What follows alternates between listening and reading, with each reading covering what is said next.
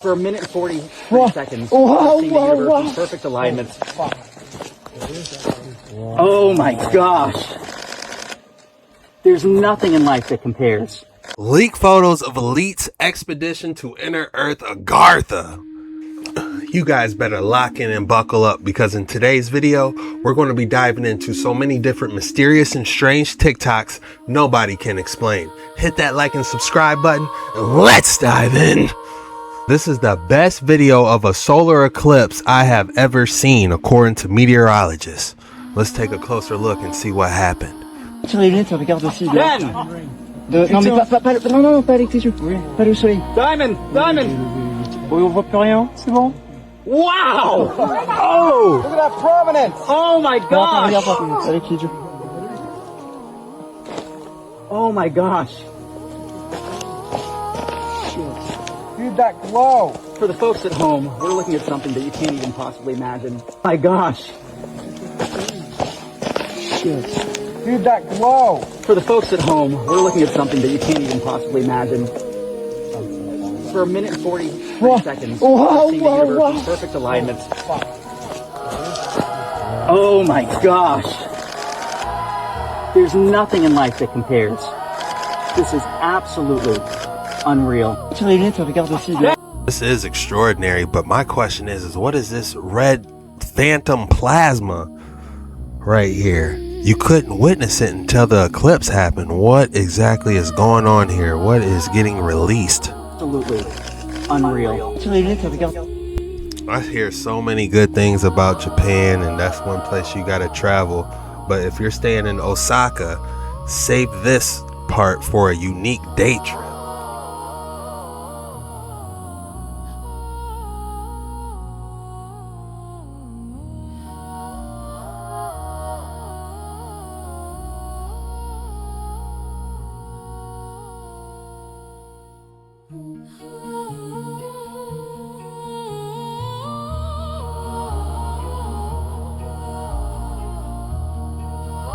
It's like a Japanese Halloween town. Look at that. What is that? Carnage? Upside down Carnage from Spider-Man? What is going on here?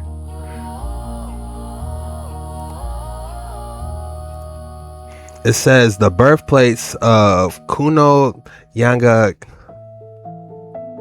Yanagita, the father of Japanese folklore and now known as Yokai Town. Forgive me for butchering that. Interesting. I believe that's called shogi. I got this demon frog playing shogi. This volcano in Japan looks almost too perfect to be natural. Mount Omuro rises nearly 1,900 feet above the Izu Peninsula in Shizuoka Prefecture. Formed over 4,000 years ago, this extinct volcano is famous for its perfectly round, bowl-shaped crater. Today, its lush green slopes hide one of Japan's most symmetrical natural landmarks. This volcano in Japan. I have a theory that all volcanoes are ancient landfills. They had giant machines that excavated, and they dumped all the dirt of what they're excavating at these volcanoes, and the materials and sediment created a chemical reaction, and that's how you got lava. So when I started learning stuff about Pompeii and like how they were all, the ash like had them in place, you know, frozen, you know, this is just a theory. So it kind of makes you think, you know, does ash petrify people in their current state as it's going on? You know, was all the ash happening that fast, or was there something else afoot? Leak photos of elite's expedition to inner Earth Agartha. Uh-oh.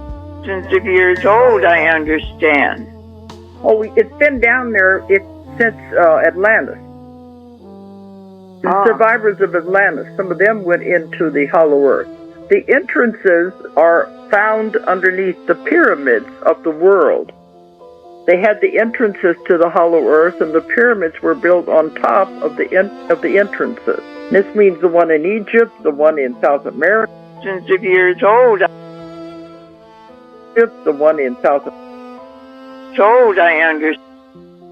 Look at this. This is crazy. This looks like something underwater castle civilization. And check out this last image. South America. Personnel only, S4 authorized, S4 classified. Imagine discovering a giant Roman statue covered in gold. This colossal Hercules, nearly 4 meters tall, was struck by lightning in antiquity.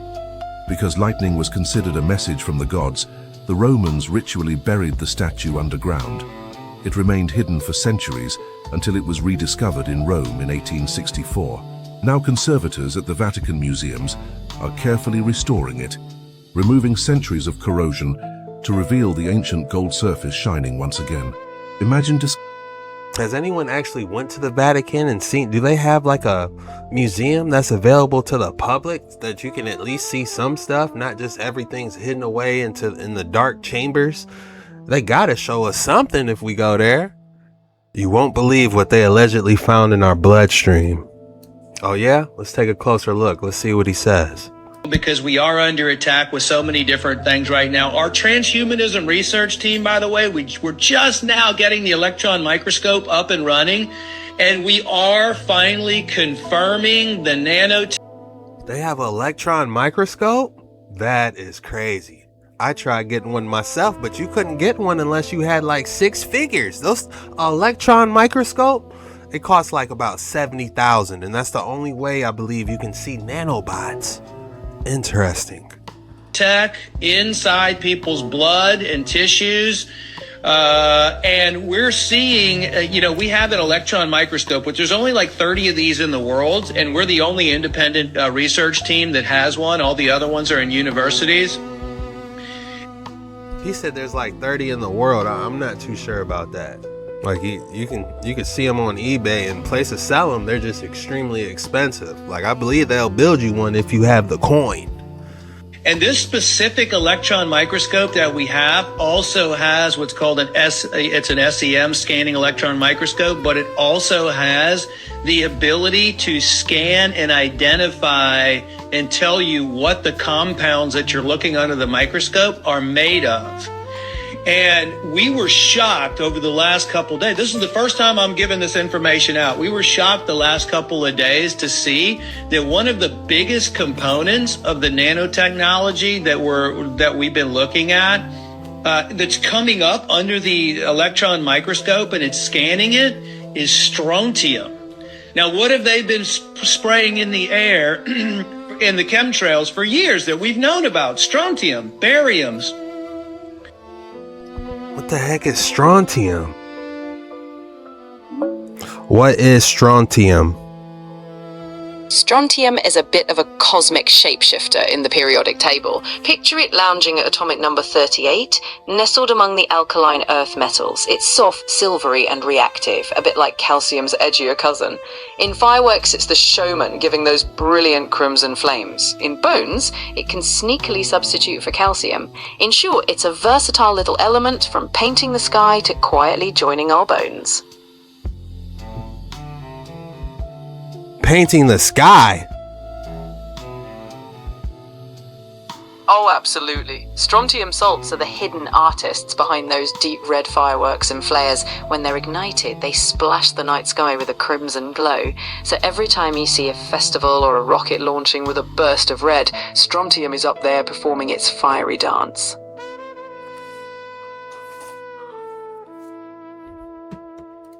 And we're also seeing cesium and cesium-137, which coincides with the Department of Energy's documentation that I received a couple weeks ago from Todd Callender, clarifying that the Department of Energy is the main culprit of creating over 470,000 bioweapons, everything from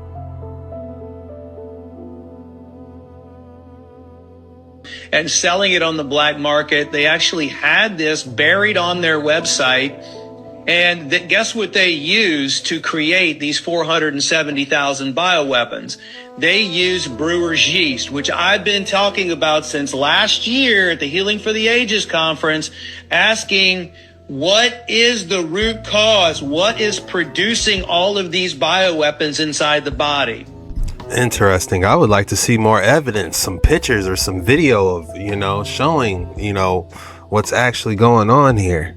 It's like everyone doesn't have access to an electron microscope, so we can't see it. If I had one, I would live view it and let you guys see all the research. Maybe we should get together and try to get one, honestly.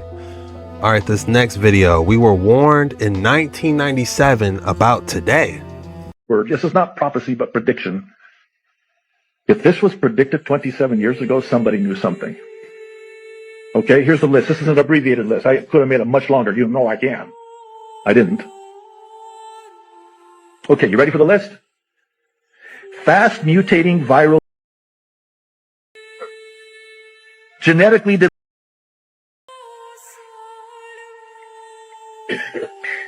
DNA database tracking, DNA chips.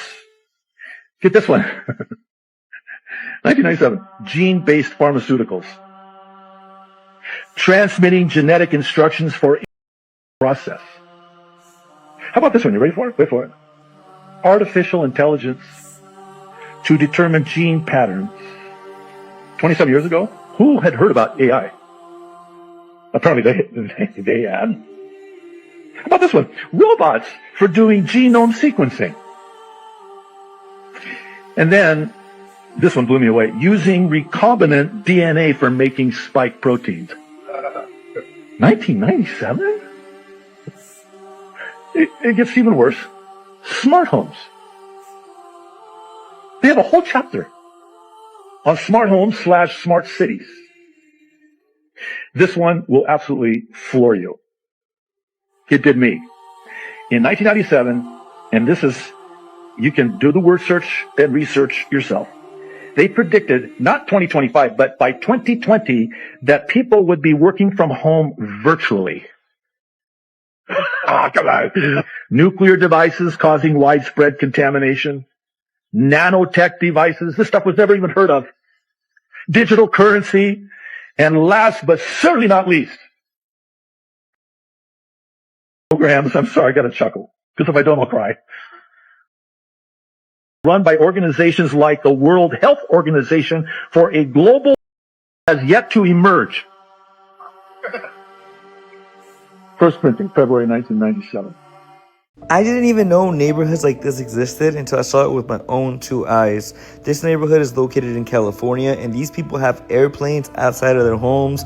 They don't have your typical garages either. They have hangars so they could park their planes inside of. Send this to somebody who needs to see this. An airplane in your front yard? California, what are y'all working on? How do you pull off? Do you set up cones and say, all right, guys, I'm going for liftoff? Look at how big their street is, though. Like, how do you land? How do people know you're going to land? So they clear the runway. That's interesting. The Hoover Dam is insane. Are you kidding me right now? Look at this. You can just walk, look down the dam, the bridge. This is like the sketchiest place I've ever been in my life. I wouldn't go past those railings. You see where the wires were? They can make that. They can make this railing a little bit taller, couldn't they? But I wouldn't get that close. I wouldn't pass them silver railings. I'll be on the outside looking up like, yeah, that's crazy. Man, have you guys seen the Hoover Dam before?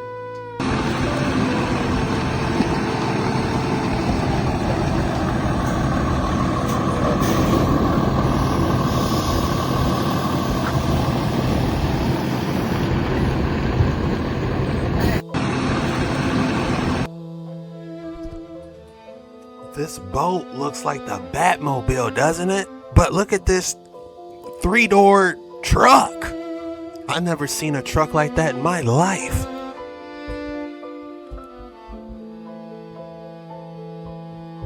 That boat, though, they're both impressive.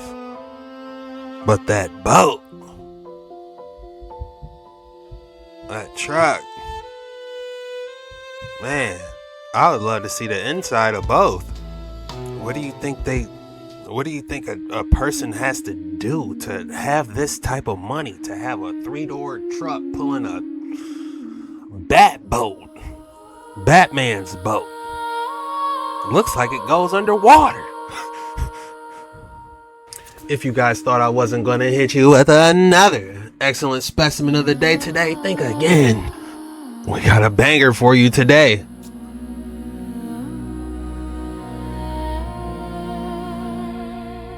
Wow. Look at this stunning pink tourmaline. Extraordinary. The billion-year-old bedrock of Minas Gerais. They found this in Brazil. Forgive me for butchering the name. But this stunning tourmaline. It's hard for me to fathom. It took billions of years to form this because there's a theory out there that all petrified geology was once biology. So that's got me always thinking when I'm looking at these specimens, like, what is it really? Did it form billions of years? Or was this some type of organ inside a petrified Nephilim? Or some type of seed from a ancient earth mega tree, you know?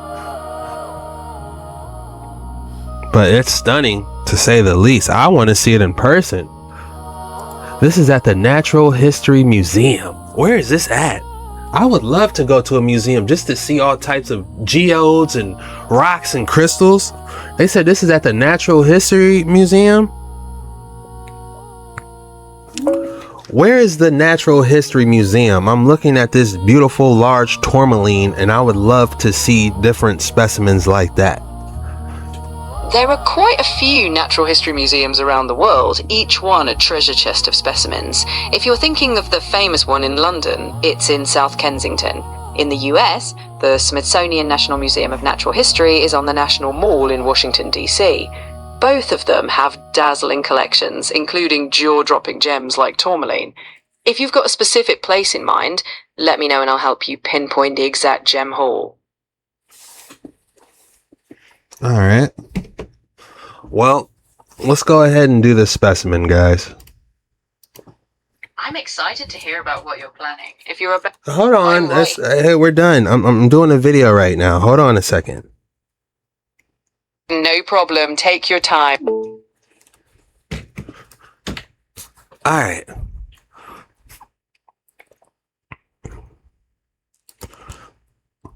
All right, y'all.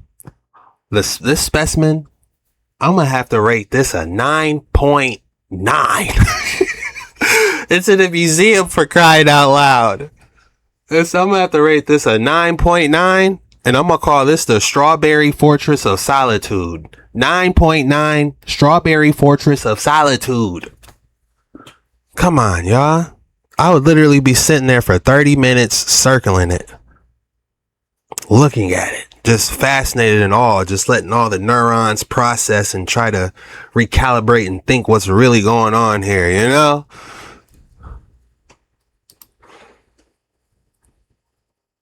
Strawberry Fortress of Solitude, 9.9. Look at the background. What else do they got here? It looks like they got some more stuff in the background here. Man. Did you know that Pocahontas met the Black King of England and they ended up being related? Let me explain. Disney have sold you a lie. Pocahontas, she never married John Smith. He was just a man infatuated with a little girl. Pocahontas, when she was of marriageable age, married a Native American man who was later believed to be unalived, and she was kidnapped. In her captivity, she faced horrible things until she was converted to Christianity and her name was changed to Rebecca. She was married off to a man named John Ralph, who wrote about this union, calling her a creature and that his love for her was as the devil's work because she was a Native American woman. This is believed to be recorded as the first Native American and white couple, and this marriage was used to show the people in England that Native Americans could be civilized into white society. So John and Pocahontas and their child was shipped off to England, and here when they arrived, they met King James Stewart. Yes, the author of the King James Bible. And I quote, yes, Pocahontas met King James I of England in early January 1617. She was presented at the court of Whitehall in London as an honored guest and princess. When you watch Pocahontas number 2, this historical event is shown, but it isn't 100% accurate. I didn't know there was a Pocahontas 2 out.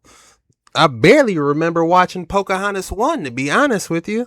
As history shows that King James would have been called black according to modern day standards. This is my first source, the Royal Stewards. And I quote, he looked like a Stuart king, tall and dark. So the kings of the Stuart family were usually tall and dark complected. This is my next source, Ancient and Modern Britons.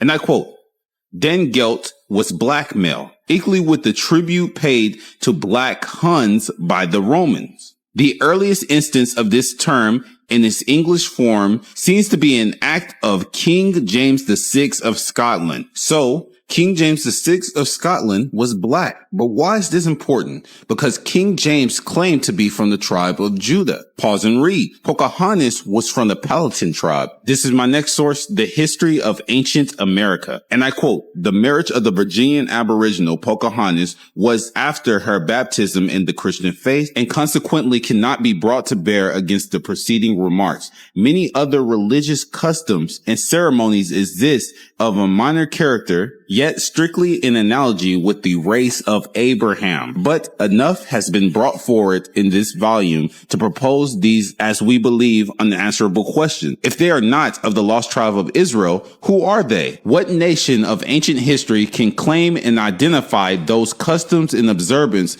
as their own, if not the Hebrews? Did you know that Pocahontas met the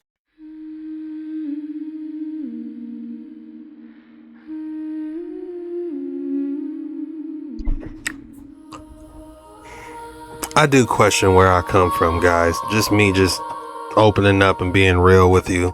You know, I don't believe I came from here from Africa on a slave ship. You can look at the hair granules of Africans and Hebrews, if you will, and it's like, it's not as, you know, in the complexion, you know what I'm saying? It's like everything about my history was erased. Am I a Hebrew?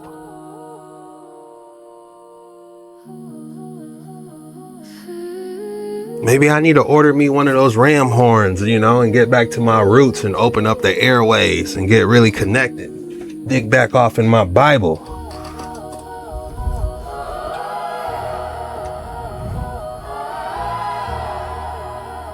You know, when you start looking at the history of Hebrews and how they broke off into Moorish territory, and then half my community, I'll say a good 25% of my community yelling at me, the 1,000-year reign, Chuck, it explains everything. You know, I hear y'all, man, but we gotta really break this down layer by layer before I can go out here and say, oh man, it already happened, which I'm not confident in enough. I'm honest enough to tell you guys that. I'm not doubting it, but I'm not saying it didn't happen, because so much of our history has been erased, you know. And for the record, I believe we're all on the same team, whether you believe in the 1,000-year reign or not, you know.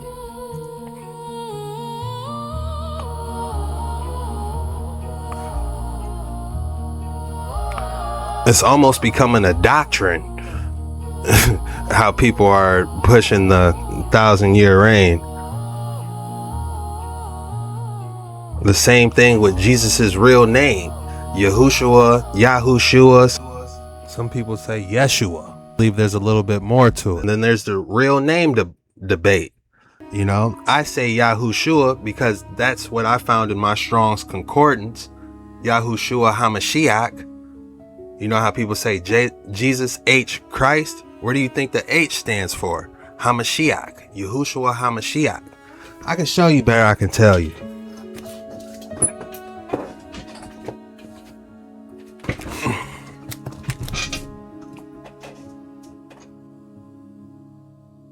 This is a Strong's Concordance. And I believe the page was off the dome 3217. I should have a bookmarker.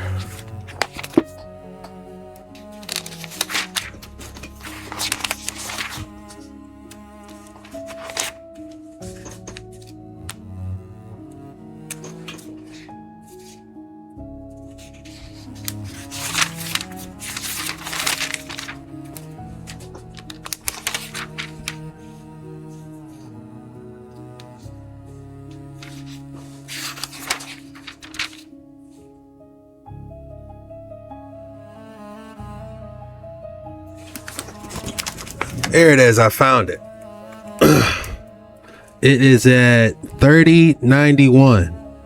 And if you look at the Strong's Concordance, it says that name popped up 218 times. And this is how it's pronounced. Yahuwshuwa. Yahuwshuwa. Look at the number 218 next to it with the X. That means it appeared in the Bible 218 times. So that name was pretty important. Forgive me, it was in the Dead Sea Scrolls. Because if you look, it's translated. And this is the Strong's Concordance of where it was in. But for some reason, that wasn't spelled right. You have to replace the E with the A. It's something to do with Paleo-Hebrew and the Tetragrammaton, so you gotta translate that back to Paleo-Hebrew, because Paleo-Hebrew is the oldest form of Hebrew. So when you translate that name into Paleo-Hebrew, there's something about getting rid of the E's, because the E's didn't exist in Paleo-Hebrew. Do your own research. This is just me telling y'all the best I can. I'm not a preacher. I'm not, but I feel like this is important for people that are searching for the truth. But yeah, guys, that's the best I can do, unfortunately. Hopefully these breadcrumbs could help you out.